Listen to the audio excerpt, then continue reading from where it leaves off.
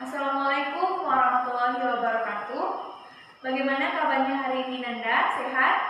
Sehat? Alhamdulillah. Nah, sekarang sebelum kita memulai pembelajaran, silakan periksa lacinya masing-masing dan lihat di bawah bangkunya masing-masing apakah masih ada sampah. Kalau ada, silakan dibuang. Tunggu dalam waktu 2 menit ya. Oke.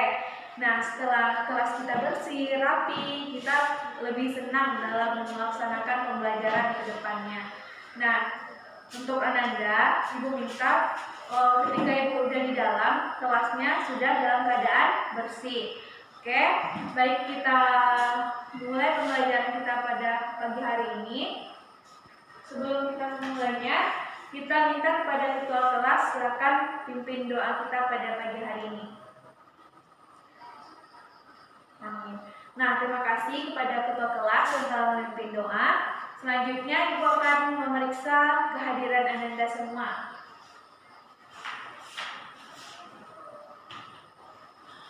Aziza Wulandari Elsa, ada? Ada. Fitri Nuryatul Jana, ada. Megawati, ada. Miftahul Jannah, ada. Nanda Safira, Wilda Hayati, Andini Dwi Livia, Anissa Karima, Dia Abdillah, Fatihah Elida, Lara Lutfi Anissa, Maulid Rahmanisa. Oke, alhamdulillah semuanya hadir ya. Ibu harapkan Ananda semuanya tetap semangat dalam melaksanakan pembelajarannya, jangan sampai ada yang alfa ataupun cabut. Jadi Ibu sangat senang nih semuanya lengkap. Setiap Ibu masuk ke kelas ini semuanya lengkap. Mudah-mudahan Ananda semuanya betah ya belajar sama Ibu. Nah, sekarang siapa yang masih ingat pembelajaran kita pada minggu lalu? Siapa? Aziza, silakan. Tekanan dan penerapannya dalam kehidupan sehari-hari. Betul sekali ya semuanya. Nah, pada minggu lalu kita sudah belajar tentang tekanan. Siapa yang masih ingat materi tentang tekanan? Bebas, tentang apa saja yang Ananda ingat. Maulid, silakan Maulid. Bahwa tekanan itu konsepnya apa? Tekanan berbanding lurus dengan besar gaya dan berbanding terbalik dengan luas bidang. Betul ya? Nah, jadi tekanan itu berbanding lurus dengan besar gaya dan berbanding terbalik dengan luas bidang tekan. Betul sekali pendapat Maulid. Nah, itu adalah salah satu konsep dalam tekanan.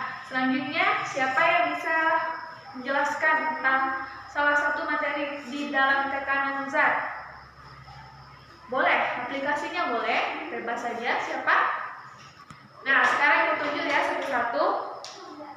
Apa saja penerapan atau pengaplikasian tekanan zat dalam kehidupan sehari-hari?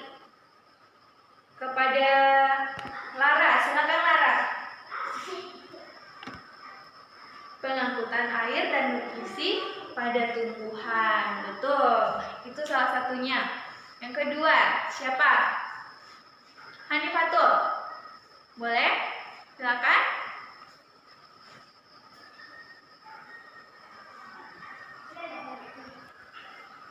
Betul. Nah, penerapan tekanan ini juga terdapat pada sistem peredaran darah.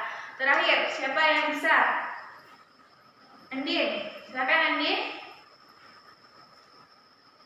Tekanan gas pada proses pernafasan. Betul sekali ya.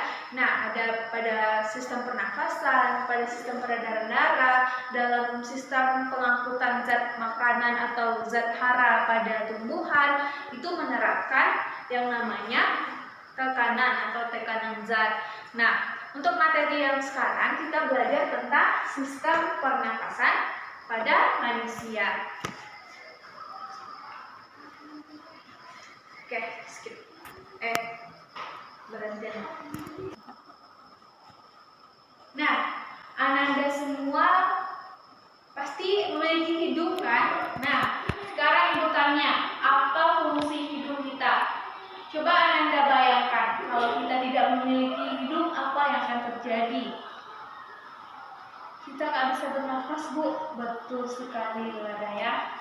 Nah, jadi kalau kita nggak ada hidung, berarti kita nggak bisa bernafas. Sekarang Anda bayangkan lagi, kalau kita sedang pilek, itu apa yang terjadi pada hidung kita? Tersumbat ya? Ya, betul. Jadi kalau kita mengalami pilek, berarti terjadinya gangguan pada sistem pernafasan kita. Nah, kita akan masuk ke mencari sistem pernafasan. Nah, seandainya saja Anda di sini tidak memiliki hidung atau paru-parunya yang bocor atau rusak, nggak terbayang kan? Nah, begitu pentingnya indera-indera yang dikasih oleh Allah. Jadi mari kita sama-sama bersyukur dan merawat apa yang telah diberikan oleh Allah kepada kita. Banyak di luar sana saudara-saudara kita yang tidak sempurna, yang memiliki kekurangan, tapi kita alhamdulillah diberikan kesempurnaan. Jadi di dalam mempelajari sistem pernafasan ini, kita mengetahui betapa besarnya nikmat Allah, betapa besarnya rahmat yang telah diberikan kepada kita. Kalau kita nggak ada hidung, berarti kita nggak bisa bernafas. Nah, sekarang Anda paham kan apa pentingnya bersyukur atas nikmat dan rahmat yang Allah berikan itu. Nah, Ibu harap dengan kita belajar sistem pernafasan, Anda semua lebih mau merawat dan menjaga pemberian Allah tersebut. Nah, jadi mari kita sama-sama belajar tentang sistem pernapasan pada manusia pada hari ini. Nah, tujuan pembelajaran kita pada hari ini yang pertama, menjelaskan pengertian bernafas dan respirasi. Yang kedua, menjelaskan organ-organ pernapasan. Yang ketiga, menyelidiki frekuensi pernapasan pada manusia. Yang keempat, menganalisis faktor yang mempengaruhi frekuensi pernapasan. Dan selanjutnya itu mengidentifikasi mekanisme pernapasan dada dan pernapasan perut. Nah, untuk cakupan materinya itu sangat banyak ya untuk sistem pernapasan ini, dari pengertian respirasi sampai nanti kita bagaimana cara menjaga organ-organ sistem pernapasan kita. Tapi untuk hari ini kita cukup belajar sampai mekanisme pernapasan dada dan pernapasan perut.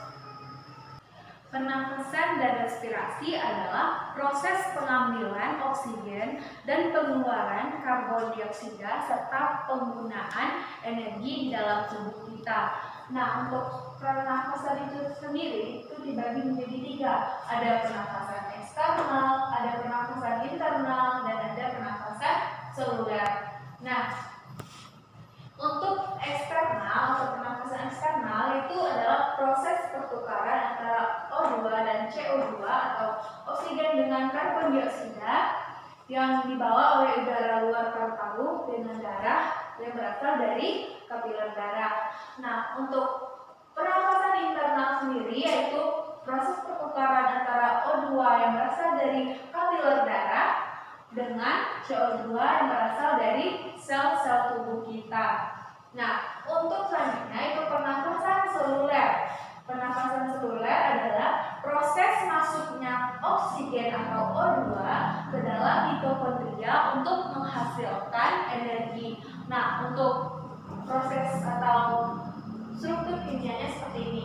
Nah, ini adalah karbohidrat dilambangkan dengan C6H12O6 ditambah 6O2 akan menghasilkan 6 CO2 ditambah 6 H2O akan menghasilkan energi. Nah, energi inilah yang dibutuhkan oleh tubuh kita untuk melakukan kegiatan sehari-hari. Jadi sangat penting ya kalau kita melakukan pernafasan ini.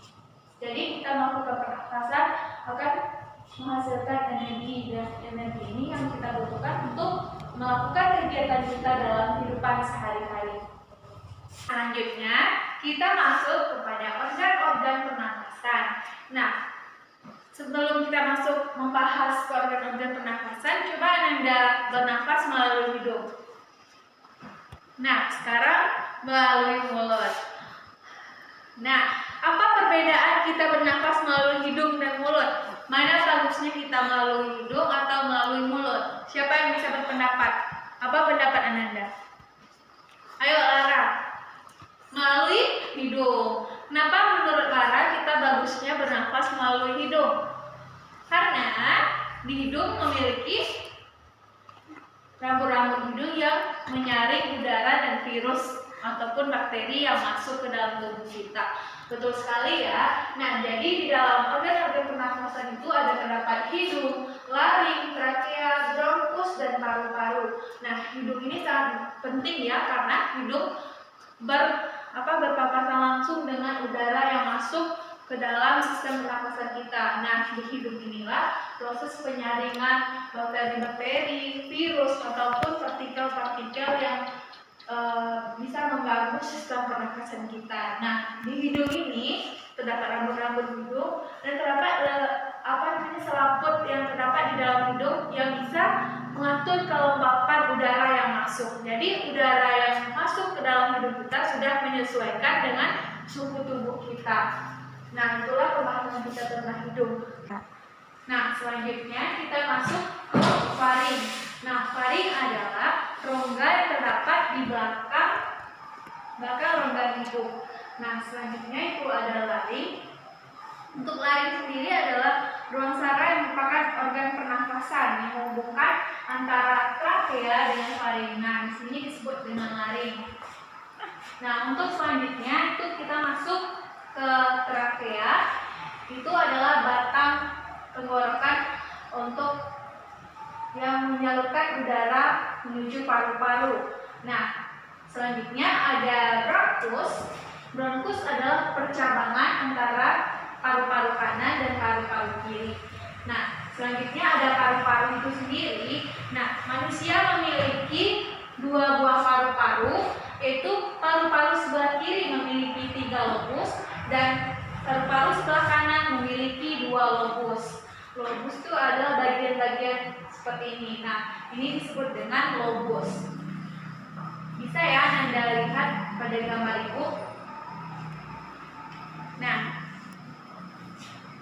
inilah bentuk gambaran dari paru-paru manusia. Di dalam paru-paru kita itu terdapat bronkiolus. Nah, di ujung-ujung ini terdapat alveolus. Alveolus inilah yang akan menyaring oksigen atau tempat pertukaran udara antara oksigen dengan karbon dioksida yang akan dikeluarkan kembali melalui hidung atau melalui sistem pernafasan kita. Nah, tadi kita sudah memahami tentang organ-organ pernafasan. Sekarang kita masuk ke frekuensi pernafasan. Frekuensi pernafasan adalah banyaknya kita melakukan pernafasan tersebut. Bisa kita hitung per menit, per detik, ataupun misalnya Ananda melakukan percobaan. Teman sebangkunya memegang stopwatch, dan satu lagi melakukan pernafasan. Nah, nanti dihitung berapa kali Ananda melakukan pernafasan, misalnya dalam 15 menit atau 15 detik lah ya paling singkatnya. Nah, itu namanya frekuensi pernafasan atau banyaknya kita melakukan pernafasan. Nah, frekuensi pernafasan ini bisa dipengaruhi oleh faktor-faktor berikut. Ada faktor umur, faktor jenis kelamin, suhu tubuh, posisi tubuh kita, dan aktivitas kita. Nah, untuk umur, mengapa faktor ini dapat mempengaruhi frekuensi pernafasan? Nah, ini berhubungan dengan kebutuhan energi ya. Nah, seorang remaja atau sebaya dengan Ananda lah, tidak mungkin akan membutuhkan energi yang sama dengan nenek-nenek atau kakek-kakek. Nah, jadi umur yang produktif akan lebih memerlukan energi yang lebih banyak daripada lansia atau orang yang lebih tua ya. Jadi umur ini berpengaruh terhadap frekuensi pernafasan kita, karena semakin banyak kita melakukan pernafasan, berarti energi yang kita hasilkan itu juga semakin banyak atau semakin banyak kita butuh energi atau semakin banyak kita akan melakukan pernafasan. Itulah kaitannya dengan umur. Untuk jenis kelamin, laki-laki itu lebih banyak melakukan aktivitas daripada wanita. Jadi frekuensi pernafasan laki-laki lebih besar daripada frekuensi pernafasan perempuan. Untuk suhu tubuh, nah di saat kita suhu tubuh kita lebih di atas normal atau agak tinggi, itu frekuensi pernafasan kita lebih tinggi daripada tubuh kita berada pada suhu normal. Untuk posisi tubuh, nah misalnya ibu berdiri seperti ini lebih membutuhkan energi yang lebih banyak sehingga frekuensi pernafasannya lebih cepat atau lebih banyak dari orang yang rebahan atau yang lagi duduk santai atau sedang tidur. Nah, jadi posisi tubuh itu juga berpengaruh terhadap frekuensi pernafasan seseorang. Misalnya ibu berdiri seperti ini tubuh ini akan menopang beban yang lebih besar daripada kita rebahan. Kalau rebahan berarti tubuh kita tidak memerlukan energi yang banyak untuk menopang tubuh kita. Jadi frekuensi pernafasan kita agak lebih lambat di saat kita rebahan daripada kita beraktivitas atau berdiri seperti ini. Nah, selanjutnya itu saat kita beraktivitas. Nah, saat kita berjalan santai seperti ini, kita akan bernafas secara normal atau santai. Nah, saat Anda berolahraga atau melakukan olahraga di luar seperti lari atau jogging, itu frekuensi pernafasan Anda akan lebih kencang daripada kita berjalan santai seperti ini. Jadi, aktivitas yang kita lakukan juga mempengaruhi frekuensi pernafasan kita. Itulah kaitannya dengan kegiatan atau faktor-faktor yang mempengaruhi frekuensi pernafasan pada manusia. Oke. Nah, selanjutnya kita masuk ke mekanisme pernafasan. Nah, di dalam sistem pernafasan manusia terdapat dua mekanisme, yaitu melalui pernafasan dada dan pernafasan perut. Nah, kalau kita melakukan pernafasan dada, silakan Anda praktekkan terlebih dahulu. Coba lakukan pernafasan dada, apa yang terasa? Nah, otot-otot di antara tulang rusuknya mengembang dan udara masuk. Nah, saat kita menghembuskan keluar, itu otot-otot atau tulang-tulang rusuk kita itu mengempis dan udaranya keluar. Nah, itu melakukan pernafasan melalui pernafasan dada. Kalau pernafasan perut itu berhubungan dengan diafragma. Nah, kalau keadaan normal, diafragma kita itu melengkung. Nah, saat kita melakukan menghirup udara melalui perut, pernafasan perut, nah, diafragma itu akan mendatar. Yang awalnya melengkung, dia akan mendatar. Nah, melengkung bisa dirasakan sendiri ya. Nah, diafragmanya mendatar dan udara masuk. Nah, saat kita mengeluarkan udara melalui pernafasan perut dan diafragma itu kembali melengkung dan udara pun keluar. Paru-paru mengecil dan udara keluar. Nah, itulah perbedaan dari pernafasan dada dan pernafasan perut. Kalau pernafasan dada berhubungan dengan tulang rusuk antara ruas-ruas tulang rusuk kita.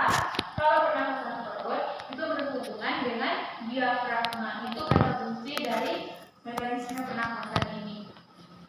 Nah, itulah pembelajaran kita pada pagi hari ini. Kalau masih ada yang kurang paham, silakan ditanyakan.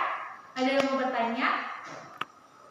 Tidak, sudah paham ya? Nah, jadi kita simpulkan kembali untuk organ-organ pernafasan apa saja tadi? Siapa yang bisa menyimpulkan? Ada hidung, betul. Apalagi? Faring. Apalagi? Laring, betul. Trakea, bronkus, bronkiolus yang terdapat di dalam paru-paru dan juga alveolus. Betul ya? Nah, kalau frekuensi pernafasan apa saja yang mempengaruhi? ada umur, ada aktivitas kita, ada posisi tubuh kita, ada jenis kelamin. Nah, itu ya. Selanjutnya mekanisme pernapasan ada dua ya. Ada pernapasan dada dan ada pernapasan perut. Kalau pernapasan dada berhubungan dengan ruas-ruas tulang rusuk. Kalau pernapasan perut itu berhubungan dengan diafragma kita. Itu kata kunci dari kedua mekanisme pernapasan ini. Nah, mungkin itu saja materi kita pada pagi hari ini. Untuk tugas di rumah, silakan Ananda baca materi selanjutnya, yaitu tentang volume pernafasan, bagaimana cara mengukur volume pernafasan dan gangguan-gangguan pernafasan. Itu silakan baca materinya, dan untuk tugasnya silakan kerjakan latihan yang ada di dalam LKS atau LKPD yang Ibu bagikan kemarin. Nah, mungkin sekian dari Ibu. Apabila ada salah dan janggal, Ibu mohon maaf. Ibu sangat senang ya masuk ke kelas ini, sangat kompak, sangat antusias dalam belajar. Semangat untuk Ananda ke depannya. Semoga materi kita ini bermanfaat dalam kehidupan Ananda sehari-hari dan silakan diterapkan, dan semoga Ananda bisa merawat pemberian dari Tuhan atau berkah yang diberikan oleh Allah ini, organ-organ yang begitu sempurna dan begitu bermanfaat bagi kita dalam kehidupan sehari-hari. Silakan dirawat dan bersyukur. Alhamdulillah kita sudah diberikan organ yang sehat dan lengkap seperti sekarang.